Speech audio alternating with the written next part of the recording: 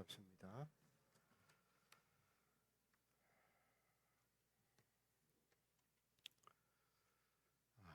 덥네요. 오늘은 꽤 덥죠.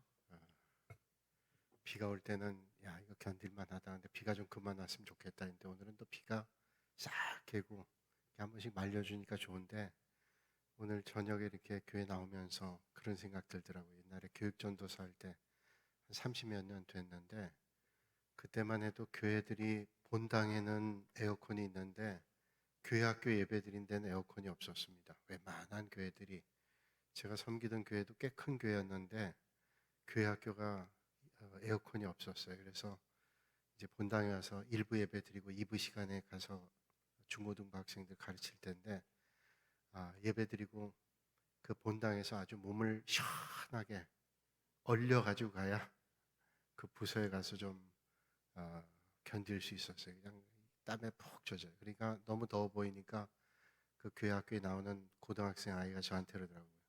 전사님, 꼭 전사님은 주일날 양복 입고 와야 돼요? 그러더라고요. 그거 좀 무슨 얘기 같죠? 근데 저는 그때도 아니, 그게 무슨 말이냐? 그래도 양복을 제대로 입고 와야지 그랬더니 왜 꼭 양복을 입고 와야 되는지 모르겠대요. 근데 그 친구는 미국에 오래 살다 왔어요. 그래서 미국에는 목사님들이 꼭 양복 안 입고도 나오는데 너무 힘들어 보인다고 그렇게 얘기를 해요. 뭐 양복 입은 사람만 힘든 게 아니라 더울 때는 학생들이 얼마나 힘들었겠어요. 지금 생각해 보면 그 더운 데도 와서 예배드리고 한 거 보면 참 귀하다 그런 생각이 듭니다. 요즘엔 예배당 나오면 기대가 되잖아요. 얼마나 추울까 생각하면서 시원한 데서 하나님 앞에 예배드리는데 오늘 하나님의 은혜가 여러분의 심령 가운데 시원케 하시는 하나님의 은혜가 있어지시기를 주님의 이름으로 축복합니다. 그 수년 전입니다. 수년 전에 어떤 분이 저한테 그런 얘기 하시더라고요. 목사님, 제가 IQ가 150인데 목사님 설교가 너무 어려워서 이해가 안 된대요. 그래서 IQ가 150인데 제 설교가 너무 어려워서 이해가 안 된다 그래서 제 순간적으로 좀 당황했습니다. 저는 나름대로 열심히 좀 쉽게 하려고 애를 쓰는데 IQ가 150 되는 분이 제 설교를 이해를 못한다면 IQ가 150 넘는 사람도 이해가 조금 될까? 그 아니에요. IQ 150 이하면 안 되겠다는 거 아니에요. 그래서 내가 참 잘못했구나. 난 나름대로 쉽게 한다고 설교라고 하는 거는 마치 어떤 방에 앉아서 말씀을 듣는다면 우리가 건물이라 그러면 창문이 너무 많으면 건물이 부실해지고 건물에 창문이 없으면 건물이 너무 빛이 안 들어와 답답하니까 적절하게 창문도 열어야 되겠다. 그렇게 생각하면서 말씀을 준비했는데 IQ 150 되는 분이 제 설교가 너무 어렵다 그래서 순간적으로 제가 미안한 마음도 들고 부끄러운 마음도 들고 그랬습니다. 가만히 생각해 보니까 하나님의 말씀은 IQ로 듣는 게 아니더라고요. 여러분 IQ로 듣는다 그러면 세상에 똑똑한 사람은 하나님의 말씀을 듣고 다 예수 믿어야 되잖아요. 그런데 세상에는 IQ 높은 사람들이 예수 믿는 거 아니죠? 낮다고 예수 믿는 거 아니에요. 영적인 IQ가 높은 사람들이 하나님의 말씀을 들어요. 그래서 제가 깨닫게 됐어요. 저분은 세상의 IQ는 높을지 몰라요. 150인지 내가 조사는 안 해봤어요. 근데 한번 기회 되면 그분 조사해 보려고 그러는데 IQ 150인데 영적인 IQ는 상당히 낮구나. 그런 생각을 해봤습니다. 여러분, 영적 IQ가 높아서 성령의 역사하심을 날마다 보시는 여러분들이 되시기를 주님의 이름으로 축원합니다. 오늘 말씀이 영적 IQ를 얘기하는 거예요. 하나님께서 우리에게 감추어 주신 비밀이 있는데 이 비밀은 해결할 수 있는 열쇠가 딱 하나예요. 성령님을 통해서 이 비밀을 알게 돼요. 성령님을 통해서 우리가 비밀을 깨닫게 됩니다. 오늘 우리가 함께 읽은 말씀, 오늘 본문의 6절부터 9절까지의 말씀을 세번역 성경으로 한번 제가 읽어보겠습니다. 앞에 나와 있는데 한번 여러분 눈으로 따라 읽어보시면 돼요. 좀 쉽게. 아까 IQ 150도 잘 모른다니까 또 세번역으로 제가 읽어드릴게요. 그러나 우리는 성숙한 사람들 가운데서는 지혜를 말합니다. 자, 성숙한 사람들이 지혜를 말하는데 그런데 이 지혜는 이 세상의 지혜나 멸망하여 버릴 자들인 이 세상 통치자들의 지혜가 아닙니다. 자, 성숙한 사람들이 지혜를 얘기하는데 이 지혜는 세상 통치자들이 말한 지혜가 아니래요.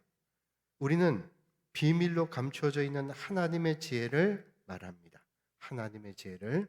그것은 하나님께서 우리를 영광스럽게 하시려고 영세전에 미리 정하신 지혜입니다. 이 세상 통치자들 가운데는 이 지혜를 아는 사람이 하나도 없습니다. 그들이 알았더라면 영광의 주님을 십자가에 못 박지 않았을 것입니다. 영적 지혜가 없기 때문에 우리를 구원하기 위해서 이 땅에 오신 예수님을 십자가에 못 박았어요. 그들의 권세로. 어리석은 거죠. 그러나 성경에 기록한 바 눈으로 보지 못하고 귀로 듣지 못한 것들, 사람의 마음에 떠오르지 않은 것들을 하나님께서는 자기를 사랑하는 사람들에게 마련해 주셨다 하는 것과 같습니다. 세상의 지혜로는 하나님의 비밀을 다 알 수 없다는 거예요. 하나님의 비밀은 오직 성령을 통해서만 깨달아 알 수 있다는 거죠. 그래서 감추어진 하나님의 비밀은 아무나 알 수 없어요. 세상에 있는 사람들은, 하나님을 알지 못하는 사람들은 하나님 믿는 사람들이 믿음의 길 걷는 것이 도무지 이해가 안 갑니다. 아니 왜 저 사람들이 저렇게 힘들게 살까? 주일 되면 예배 가고 하나님 앞에 헌금도 하고 또 새벽에 가서 기도도 하고 잠도 부족한데 세상 사람들의 지혜로는 도저히 이해가 안 돼요. 이건 감추어진 비밀, 오직 성령으로만 깨달을 수 있는 비밀이기 때문에 그렇습니다. 세상의 지혜로는 하나도 알 수 없어요. 우리가 하나님의 말씀도 하나님 주시는 지혜를 가지고 깨달아야 돼요. 날마다 하나님 영적인 지혜를 주시고 분별력 주셔서 하나님의 역사하심과 인도하심을 영적인 눈으로 보고 깨달을 수 있게 해주세요. 그래서 우리 믿음의 사람들은 주어지는 환경과 상황을 보면서 하나님의 역사를 보잖아요. 그래서 믿음의 사람은 오늘 힘겨운 일을 겪으면서도 그 일을 통해서 역사하실 주님을 보죠. 예수님께서 십자가에 달리시면서 기도하실 때 이렇게 기도하신 거 여러분 기억하죠? 저 무지한 자들을 용서해달라고. 저들이 알지 못해서 그런다.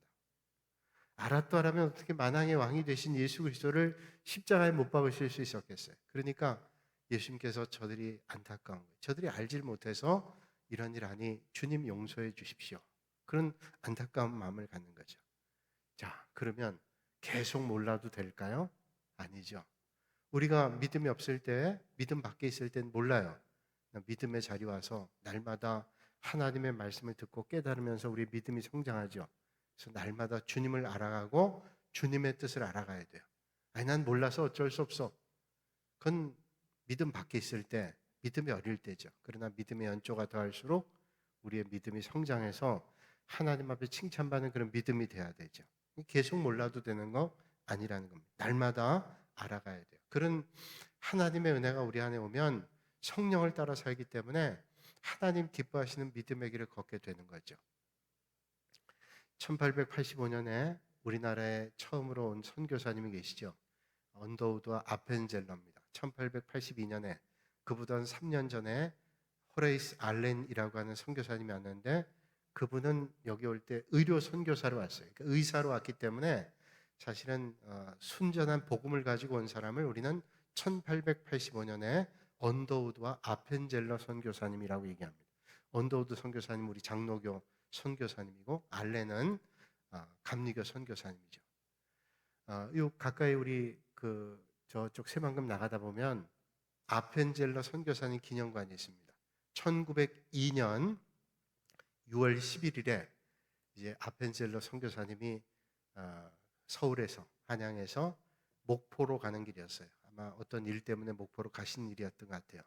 배를 타고 가다가 타고 있던 배가 다른 배하고 부딪혀가지고 배 파손이 심해가지고 아마 배가 어떻게 됐던 모양. 그래서 배에 타고 있던 사람이 그 충격으로 몇 사람 떨어졌는데 옛날에 이화학당에 다닌 2명 여학생이 떨어졌습니다. 그래서 물속에 빠졌어요. 그때 이 아펜젤러 선교사님이 물속에 들어가서 그 이화학당 여학생을 구하러 들어갔어요. 그랬다가 아펜젤러 선교사님이 죽었습니다.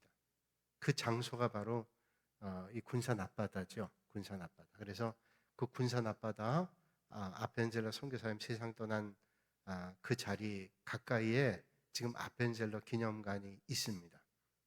이 아펜젤러 선교사님이 그런 죽음을 맞이하고 본국에 있는 선교국에 있는 많은 사람들이 애석해하고 또 아펜젤러 선교사님을 아는 많은 사람들이 있었죠.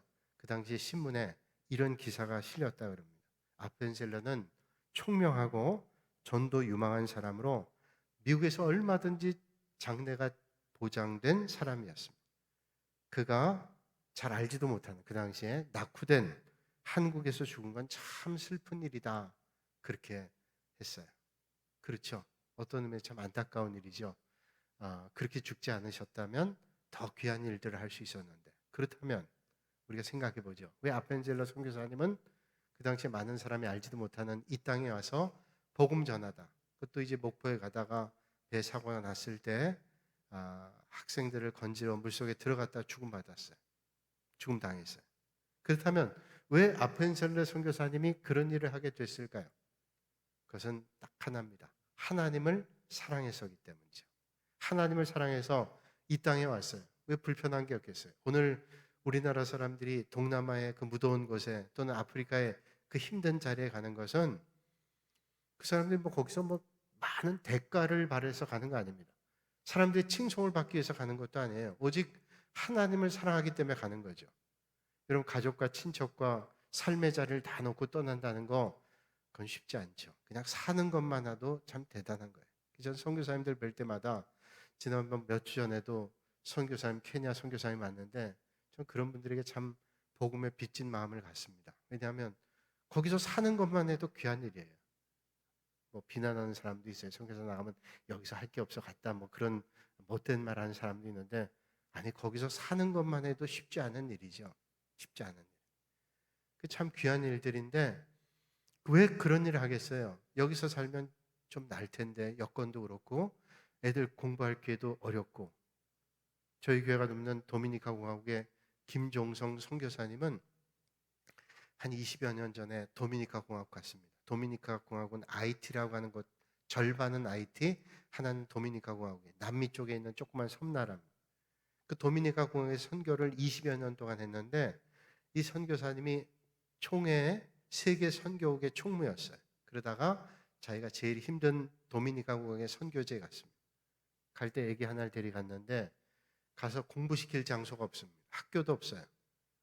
뭐 동남아의 어떤 지역 같으면 국제학교도 있고 그러지만 국제학교는 돈도 비싸고, 근데 거기는 국제학교는커녕 일반 학교도 보내기가 힘들었습니다. 그래서 애가 자라니까 뭐 공부를 시켜야 되는데 공부시킬 수가 없잖아요. 그래서 미국에 있는 홈스쿨링 제도를 끌어다가, 홈스쿨링 뭐냐면 미국의 학제를 가지고 집에서 공부하는 겁니다. 시험도 보고, 그래서 그 본부하고 연락해서 시험도 보고 이러면서 그 교과 과정을 하는 거예요. 홈스쿨링을 했어요.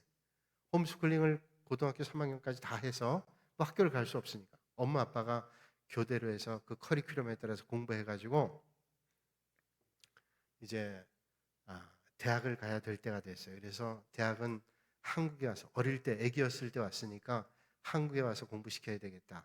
그래서 한국으로 시험을 치려고 하는데 마땅한 데가 없어요. 그래서 한동대학은 그래도 기독교 정신 가지고 가니까 그 한동대에 좀 입학을 시켜볼까 알아보는데 한동대에도 홈스쿨링을 인정하지 않는 거예요.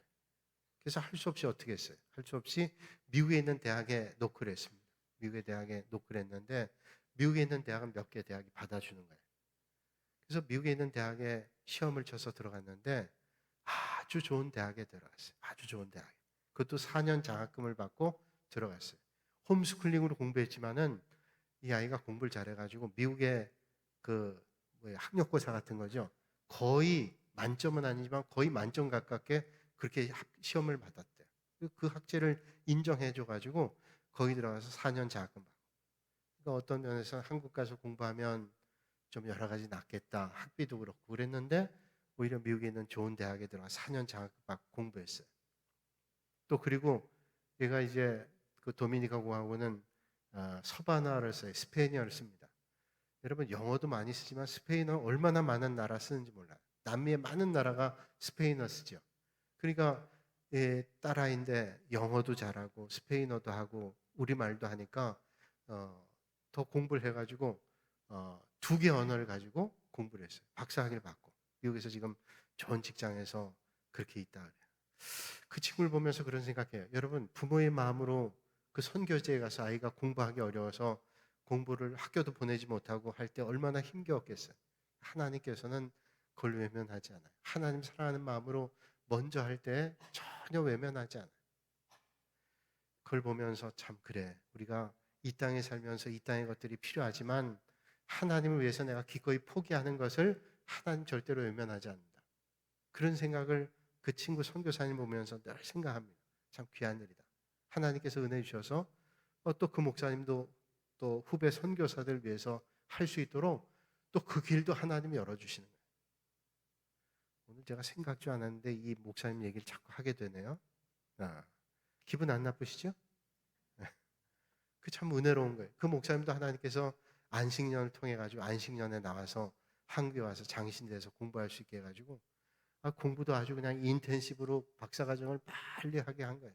박사과정 적어도 3년 이상 해야 되는데 이 친구는 아주 단기간에 교수님들 배려해가지고 박사학위도 빨리 받고 그렇게 해가지고 이제 교수 사역도 할 수 있도록 하나님께서 다 하시는 게 놀라워요. 어떤 때 우리가 이게 힘겨운 길, 도무지 길이 없는 길, 세상적으로 너무 힘겨운 길 같지만 내가 먼저 하나님의 나라와 하나님의 의를 구하면 하나님이 역사하시는 거예요. 그게 성령이 하시는 일이죠. 우리가 하나님의 나라를 바라볼 때, 우리가 이 땅에 믿음의 길을 걸 때 어떤 때는 이해가 안 될 때 있어요. 알지 못할 때 있어요. 우리 영적 IQ가 낮아가지고 도무지 보여지지 않을 때 있어요. 그러나 그 비밀을 알게 해주시는 분이 계신데 성령 하나님이라는 거예요. 필립 얀시라고 하는 베스트셀러 작가가 있죠. 아마 여러분들이 많이 알고 계시는 작가입니다. 많은 책들을 우리나라에 냈어요. 필립 얀시.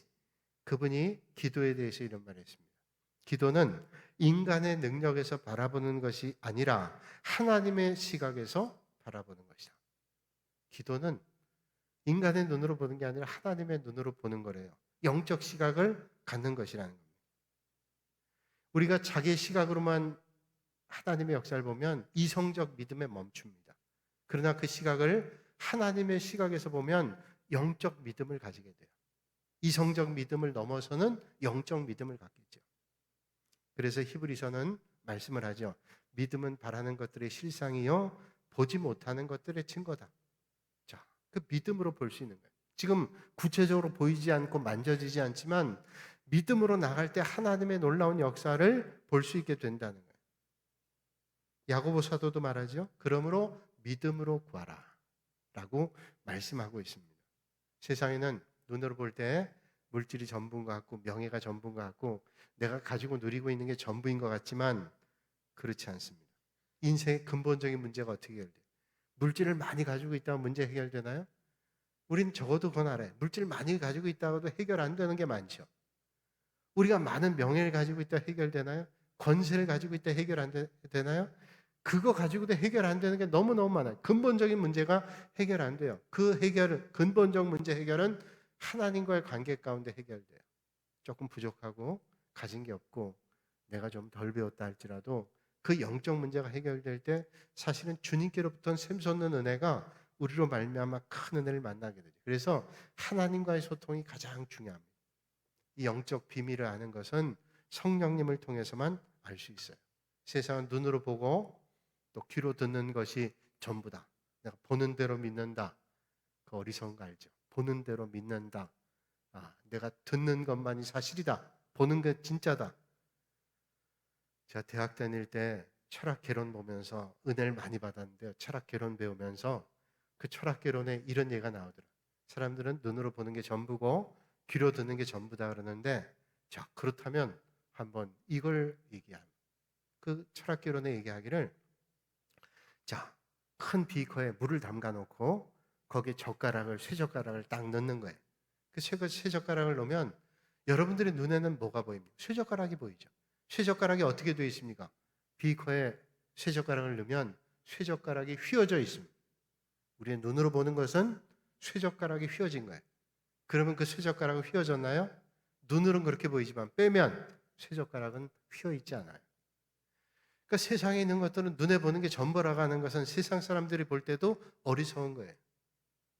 눈으로 보는 게 전부 아니고 귀로 듣는 것만이 전부라는 것을 우리를 알 수 있어요. 우리가 하나님의 비밀을 알 수 있는 것은 성령님으로 말미암아 알 수 있어요. 오늘 여러분 삶의 자리에 성령님의 은혜가 충만해서 성령님의 은혜로 잘 보고 듣고 깨닫는 은혜가 있기를 주님의 이름으로 축복합니다. 주님은 날마다 우리 심령 가운데 오셔서 우리를 두드려요. 요한계시록 3장에 말씀하죠. 주님께서 문 밖에 서서 두드리신대요. 두드리신대요. 어떻게 두드릴까요? 말씀을 통해서 두드리세요. 여러분들이 말씀을 듣는 중에, 읽는 중에 여러분들이 하나님의 두드리심을 들을 때가 있어요. 아, 주님께서 내게 말씀해 주시는구나. 하나님께서 그렇게 두드리실 때 있어요. 또 어떤 때는 환경을 통해서 주어지는 어떤 일들을 통해서 하나님께서 두드리실 때가 있어요. 그래서 어떤 때 고난이라고 하는 거, 육신의 질병이라고 하는 거, 삶의 곤고한 문제, 또 해결 안 되는 그런 문제를 가지고 자꾸만 힘겨워서 주님 앞에 나가요. 그때 주님께서 그 일들을 통해서 내 마음을 두드릴 때 있어요. 그래서 누군가 얘기하죠. 고난은 하나님의 메가폰이다. 고난은 하나님의 확성기다. 어떤 때는 그런 일들을 통해서, 전부 그렇지 않지만 그런 일들을 통해서 주님께서 두드리시는 것을 우리는 느낄 때가 있어요. 그리고 세 번째로는 성령님을 통해서 우리의 마음을 두드리세요. 성령님께서 우리의 마음을 놓고 하시는 거예요. 그래서 성령님께서 우리를 인도하시고 우리를 이끌으셔서 그 손길을 통해서 우리의 마음을 두드리시는 주님을 만날 때가 있어요. 그래서 오늘 본문에 주님께서 말씀해요. 10절과 11절에 이렇게 말씀합니다. 우리 같이 한번 읽어볼까요? 앞에 있는데 시작. 오직 하나님이 성령으로 이것을 우리에게 보이셨으니 성령은 모든 것 곧 하나님의 깊은 것까지도 통달하시느니라. 사람의 일을 사람의 속에 있는 영 외에 누가 알리오? 이와 같이 하나님 일도 하나님의 영 외에는 아무도 알지 못하느니라. 자, 사람의 일은 사람의 일이 한다 그러죠. 하나님의 일은 누가 알아요? 하나님의 영 외에는 알지는 못한대요. 그러니까 우리가 사람이니까 사람의 일밖에 몰라요. 그렇다면 어떻게 하나님 뜻을 알아요? 하나님의 뜻을 알 수 있는 비결이 여기 나와 있죠. 하나님의 영 외에는 하나님의 뜻을 알 수 없어요. 그러니까 우리가 하나님의 뜻을 알기 위해서는 하나님의 영이 들어야죠. 하나님의 영이 뭐예요? 성령님이죠. 성령님이 내 안에 계시면 그 성령님의 인도함 받으면 하나님의 생각을, 하나님의 뜻을 알 수 있다는 거예요. 그래서 하나님의 성령. 자, 예수님께서 이 땅에 오셨죠. 예수님께서 이 땅에 어떻게 오셨을까요? 만물을 창조하신 하나님께서 천지를 창조하시고 만세전에 우리를 택해 주셔서 구원해 주시기 위해서 우리가 잘 알고 있는 대로 예수 그리스도를 이 땅에 보내주셨어요. 그 예수 그리스도를 이 땅에 보내주셔서 그 예수 그리스도를 믿으면 우리가 구원받아요. 우리도 예수 그리스도의 부활과 같이 영원한 생명을 얻게 돼요. 그리고 예수님께서 승천하시면서 너희를 돕는 성령을 보내시겠다. 보혜사 성령을 보내시겠다고 말씀하셨어요. 그래서 이제 예수님의 시대가 가고 성령님의 시대가 왔어요. 사도행전부터 해서 성령님의 시대가 와서 사도행전을 다른 말로 얘기하면 성령행전이라고 얘기하죠. 성령의 역사로 교회가 확장되고 하나님의 나라가 확장되는 거죠. 그렇다면 왜 예수님께서 그냥 계속 계시다가 이 세상을 예수님의 나라로 이뤄가면 되잖아요. 왜 성령님이 오시게 했을까요? 요한복음 4장 16절로 17절에 이렇게 말씀하고 있습니다. 내가 아버지께 구하겠으니 그가 또 다른 보혜사를 너희에게 주사 영원토록 너희와 함께 있게 하리니 그는 진리의 영이라. 세상은 능히 그를 받지 못하나니 이는 그를 보지도 못하고 알지도 못함이라. 그러나 너희는 그를 아나니 그는 너희와 함께 하시며 또 너희 속에 계시겠음이라. 하나님께서 이제 예수 그리스도를 보내주셔서 믿으며 구원받게 하시는데 승천하시면서 우리가 연약해요. 연약하니까 우리를 돕는 존재를 보내시는데 그분이 바로 성령님이라는 거예요. 그러니까 여러분 오늘 성령 시대에 여러분 삶의 자리에 곤고한 문제로 도저히 내가 어떻게 할 수 없는 문제를 가지고 하나님 앞에 나갈 때 여러분 간절히 기도하고 하나님 바라면 성령님이 우리를 도와주세요. 성령님이 우리를 도와주세요. 또 요한복음 16장 13절에 말씀하죠. 그러나 진리의 성령이 오시면 그가 너희를 모든 진리 가운데로 인도하시리니 그가 스스로 말하지 않고 오직 들은 것을 말하며 장래일을 너희에게 알리시리라. 자, 진리 가운데 인도하시는 분이 성령님이고 그분이 어떻게 해요? 장래일을 우리에게 알려주신다는 거예요. 그러니까 하나님께서는 우리를 알게 하시고 인도하시기 위해서 오늘 성령님을 통해서 우리 믿음의 자리를 인도하시고 격려해 주시는 거예요. 우리가 연약하고 부족해도 날마다 성령님의 인도함 받아서 더 큰 믿음의 자리로, 더 깊은 믿음의 자리로, 더 넓은 믿음의 자리로 나아가실 수 있길 바랍니다. 1999년 7월 16일에 존 F 케네디 주니어, 그 아들이 경비행기 조종합니다. 부자인데 비행기 타고 많이 다녀요. 근데 이 사람이 비행기 사고로 추락해서 죽었어요.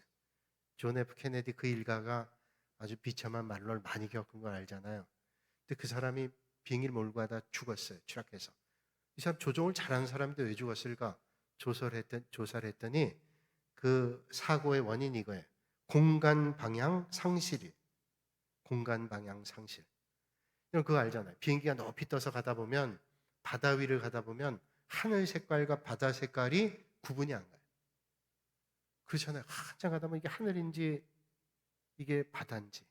비행기가 올라갔다 내려갔다 전투기 같은 거는 막 뒤집어졌다 막 이러니 이게 상당히 중요해요. 그래서 그 공간 방향을 잡아주는 기계가 있는데 그게 고장나. 그래서 어떻게 해요? 바다를 하늘인 줄 알고 들어가는 거예요. 여러분, 공간 방향 상실. 남자 여자 비교해 보니까요. 심리학자들이 비교했더니 과학적으로 조사해 보니까 남자들이 공간 방향 감각이 더 뛰어나대요. 그래서 남자들이 주차할 때 뭐 100% 그런 거 아닌데 남자들이 주차는 더 잘한대요. 왜냐하면 남자들이 공간 방향 감각이 더 뛰어나고 여자들은 공간을 잘 모른대요. 아까 나올 때 보니까 어떤 분이 앞에서 차를 가지고 나오는데 옆에 뭐가 있는지도 모르고 그냥 쑥 자기가 가고 싶은 대로 가다가 쿵 그러더라고요. 그래서 나가서 이렇게 보는데 제가 그 앞에 있으니까 저를 자꾸 보면서 민망해가지고 근데 얼른 나왔어요. 거기 그래서 저분도 공간 그 감각이 좀 떨어지네. 뭐 그 특징들이 있잖아요. 그 공간 감각이 떨어져요. 근데 우리가 영적으로도 마찬가지. 영적으로 우리 인생 살아갈 때 어떤 때는 방향 감각이 잃을 때가 있어요. 어느 방향으로 가야 될지, 어떻게 살아야 될지, 어떤 길에 들어서야 될지 모를 때가 있잖아요. 그 공간 방향 감각, 영적 방향 감각이 상실될 때 어떻게 해야 될까요? 그때 우리 감각을 잡아주는 분이 계신데 성령 하나님.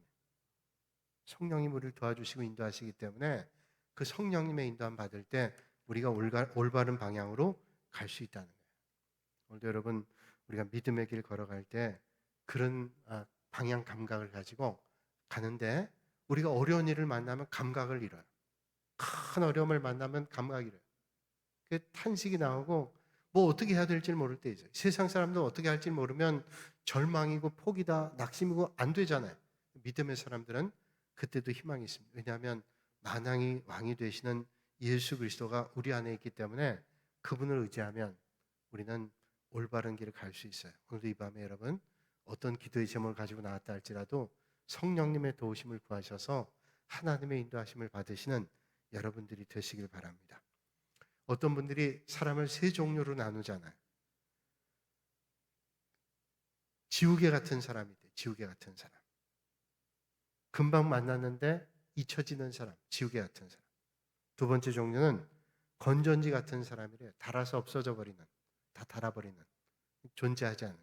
세 번째 종류의 사람은 손수건 같은 사람이에요. 손수건. 손수건 같은 사람은 뭐냐면 다른 사람의 아픔이나 슬픔 같은 거를 닦아줄 줄 아는 그런 사람. 우린 짐작하지 어떤 사람이 참 좋은 사람일까. 지우개처럼 싹 만났다 헤어지면 기억 안 나고 또 다 달아 없어져 버린 그런 게 아니라 손수건 같이 아플 때 그렇게 만져주고 닦아주는 그런 사람. 유대인의 탈무드에도 세 종류의 사람이 나와요. 첫째는 밥과 같은 사람이에요. 밥 같은 사람. 밥 같은 사람 뭐냐면 우리는 밥을 먹어야 살잖아요. 그러니까 항상 필요한 사람이 밥 같은 사람. 그 다음에 약 같은 사람이 있어요. 약 같은 사람. 약 같은 사람 뭐냐? 필요할 때가 있잖아요. 약을 뭐 늘 먹진 않지만, 늘 먹는 약도 있지만, 약이 밥같이 먹진 않잖아요. 그러니까 약 같은 사람은 필요할 때가 있는 사람. 가끔 필요한 사람. 세 번째는 병 같은 사람이래요. 병과 같은 사람. 병과 같은 사람은 안 만나고 싶죠. 병을 안 만나고 싶어요. 내가 왜 육신의 질병을 만나고 싶어요? 만나고 싶지 않아요. 만나고 싶지 않지만 우리가 그런 사람도 있다는 거예요. 나는 어떤 사람이 되어야 될까? 항상 필요한 박 같은 사람일까? 아니면 가끔 필요한 약 같은 사람일까? 아니면 병같이 다른 사람은 만나고 싶지 않은 그런 사람일까? 탈무드에서 얘기하죠. 그래서 밥 같은 사람, 다른 사람에게 영향을 주고 정말 도움을 주는 그런 사람 되어야 된다. 성경은 그러면 우리 사람을 몇 종류로 분류하냐? 세 종류예요. 우리가 잘 알고 있는 거예요. 첫째는 구원받은 사람이에요. 구원받은 사람. 그리고 두 번째로는 구원받았지만 육신에 속한 사람. 우리 교회 하나도 보면 구원받았는데 영적이지 않고 육신의 성향이 더 많은 사람이 있죠. 육신에 속한 사람. 자, 구원받은 사람. 두 번째는 구원받았지만 육신에 속한 사람. 세 번째로는 세상 사람. 세상 사람이죠. 그리고 어떤 사람이 있어요? 구원받은 사람 가운데 성령의 사람이 있어요. 여러분 어떤 사람일까요? 오늘 바울은 얘기해요. 육신의 사람과 영적인 사람. 육신의 사람은 하나님의 일을 알 수가 없어요. 성령의 인도함을 받지 않아요. 성령이 주시는 깨달음을 알지를 못해요. 그러니까 육신에 속한 삶을 사는 거예요. 영적인 사람은 어떤 삶의 자리에 있다 할지라도 성령의 인도함을 받는 사람이죠. 육신이 사람이 성령으로 거듭나면 하나님이 하시는 일을 보고 깨달을 수 있어요. 그런데 성령으로 거듭나지 않으면 알 수가 없어요. 그래서 비밀은 성령을 통해서만 알 수 있는 거예요. 그러니까 여러분 오늘 믿음의 길을 걷고 성령의 인도함 받아서 우리가 하나님이 하신 일을 눈으로 보고 깨달을 수 있는 여러분들이 되시길 바랍니다. 그래서 성령의 사람은 이런 고백을 해요. 찬송가 310장에 이런 고백이 나와 있어요. 제가 한번 읽어드릴게요. 하나님의 은혜로 있을 데 없는 자 왜 구속하여 주는지 나는 알 수 없도다. 내가 믿고 또 의지함은 내 모든 형편 아시는 주님 늘 보호해 주실 것을 나는 확실히 아네. 성령의 사람이 이런 고백을. 내가 이렇게 정말로 연약하고 보잘것없는 존재인데도 주님께서 나를 보호해 주신다. 성령의 인도하심. 구세군이라는 종교단체 있죠. 개신교에 속해 있어요. 그 군인 제도를 통해서 이제 복음 전하는 그런 교회죠. 구세군. 개혁교회 가운데 하나입니다. 구세군을 만든 윌리엄 부스라고 하는 군대 제도니까 총사령관이에요. 제일 높은 사람. 그분에게 신문 기자가 물었습니다. 앞으로 다가오는 세대의 가장 큰 위험이 뭡니까? 이제 앞으로 오는 세대 점점 영적으로 힘든 세대인데 가장 위기가 뭘까요? 대답하기를 첫째는 기독교가 회개를 외치지 않은 기독교. 이게 위험입니다. 두 번째는 예수님 없는 기독교. 교회라고 하는데 기독교라고 하는데 예수님이 없어요. 세 번째로는 지옥이 없는 천국을 소개하는. 좋은 것만 얘기해요. 천국만 얘기해요. 지옥은 얘기하지 않아요. 제가 몇 주 전에 천국에 대한 설교를 했는데 어떤 집사님께서 유튜브에 제 그 설교 밑에다가 달았어요. 목사님 은혜를 많이 받았습니다. 다음에는 지옥에 대한 설교를 좀 해주세요. 그래서 제가 생각했어요. 맞아. 근데 윌리엄 부스가 그 얘기했더라고요. 지옥이 없는 천국만 얘기하는 거예요. 천국이 있다면 지옥이 있다는 거예요. 천국의 그 찬란하고 빛나고 영화로운 것을 기대하지만 반대로 지옥의 끔찍함도 얘기해달라는 거예요. 그래서 제가 마음속에 생각하고 있어요. 그래, 지옥이 없는 천국이 어디 있어요? 천국이 있으면 지옥도 있는 거죠. 그리고 마지막으로는 오늘 우리가 깨달아야 돼요. 성령이 없는 교회. 이게 미래의 가장 큰 위험이라는 거예요. 오늘 우리가 주님의 인도함 받아 성령의 충만함으로 날마다 하나님의 놀라운 비밀을 성령님으로 말미암아 깨달아 하시는 여러분들이 다 되시기를 주님의 이름으로 축복합니다. 기도하겠습니다. 거룩하신 아버지 하나님, 오늘도 이 밤에 저희를 불러주시고 또 하나님의 귀한 말씀 나누게 해주시니 감사합니다. 주님 은혜 주셔서 날마다 성령의 인도함을 받아서 하나님의 인도함으로 하나님의 놀라운 비밀을 깨달아는 믿음의 자리에 있게 하여 주시옵소서. 오늘도 말씀하시고 깨닫게 하시는 하나님의 음성을 듣는 저희들 모두가 되게 하여 주시옵소서. 예수님의 이름으로 기도하옵나이다. 아멘.